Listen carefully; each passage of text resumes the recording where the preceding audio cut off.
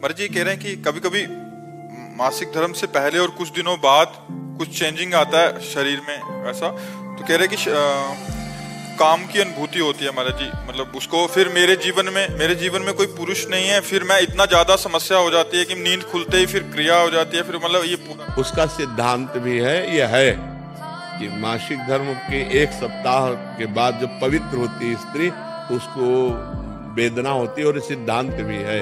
तो अब उसको सहना पड़ेगा। जब पति नहीं है तो व्यभिचार की आज्ञा तो शास्त्र देता नहीं है, फिर राधा राधा राधा राधा रटकर ब्रह्मचर्य धारण करना चाहिए, ब्रह्मचर्य की भावना पुष्ट करनी चाहिए। अब इधर अपने जीवन को इस तरह से बर्बाद करने से तो कोई लाभ मिलेगा नहीं।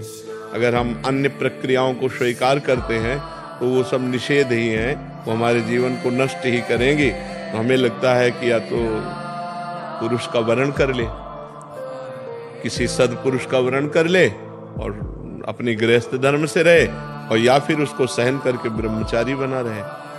ऐसा नहीं है कि हमारे अंदर जैसा आवेश आया, वेग आया, हम वैसे ही कर लें, फिर तो हम में और पशु में अंतर क्या रह गया। हम मनुष्य हैं, वेग आता है, राधा राधा राधा, शांत हो जाओ, कोई क्रिया नहीं करनी, कोई बस 2-4 दिन में शांत हो गया।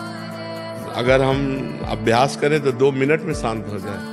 ठीक तब होता है जब ज्ञान हो जाता है। तो खूब भजन करो, ब्रह्मचर्य से रहो, भगवान से रो, कोई इधर उधर की क्रियाएं मत करो। और आजकल जैसे व्यवहार हो रहे हैं कि आज इस पुरुष से कल उस पुरुष से, ये मतलब बहुत गंदी बात है और इससे दुर्गति प्राप्त हो जाएगी। इसमें धर्म नहीं है, बिल्कुल पाप ही पाप आचरण है। बहुत संभल के, बहुत सावधानी से कदम बढ़ाओ, जिंदगी कहीं खतरे में न पड़ जाए। अगर ब्याह नहीं करना तो ब्रह्मचर्य से रहो, ब्याह करना है तो किसी अच्छे पुरुष का भगवान से प्रार्थना करके, देख समझ करके उसको तब, शरीर को तब देना चाहिए जब आजीवन के लिए व्यवहार हो जाए।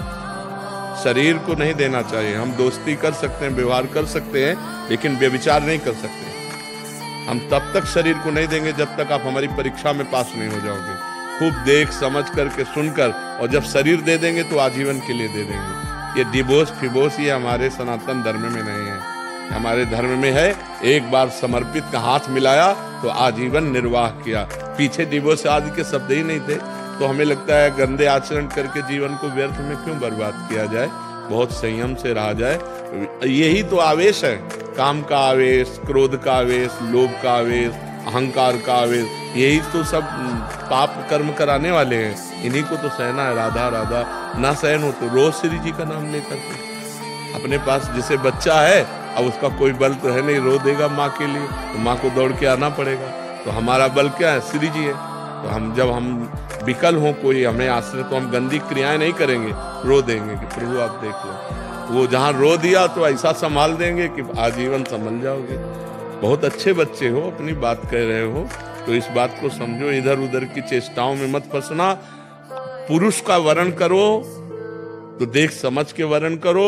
एक बार वर्ण करो तो आजीवन उसका वर्ण करो। ये जो आजकल चल रहा है ना, बहुत गंदा चल रहा है, बहुत गंदा चल रहा है। लिव इन रिलेशन, ये सब बहुत गंदा चल रहा है। ये हमारा धर्म नहीं कहता है। बहुत सावधानी से चलो बच्चा, जीवन बहुत कीमती है, इसमें भगवान की प्राप्ति हो जाए, ये बहुत उत्तम बात है।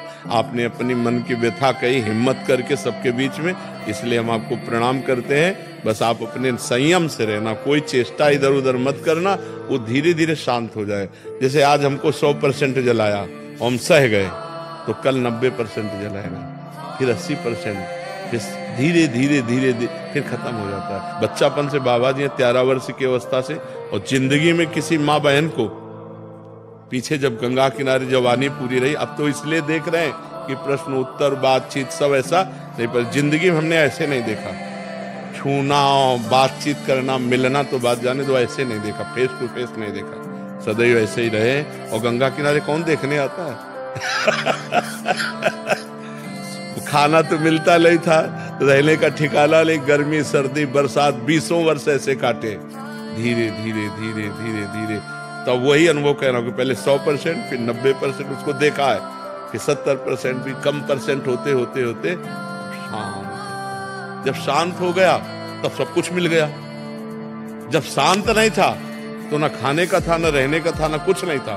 और जब इच्छा नहीं है तो दुनिया की चीजें तो हम इसलिए कहते हैं कि धैर्य पूर्वक सहो, ये सहना तुम्हें महान बना देगा। गलत आचरण में मत उतरना, ये सबके जीवन में रहता है। कोई ऐसा यहाँ पैदा ही नहीं हुआ भगवान या भगवान के महान भागवतों के सिवा जिसको काम क्रोध ने अपनी चपेट में ना लिया हो।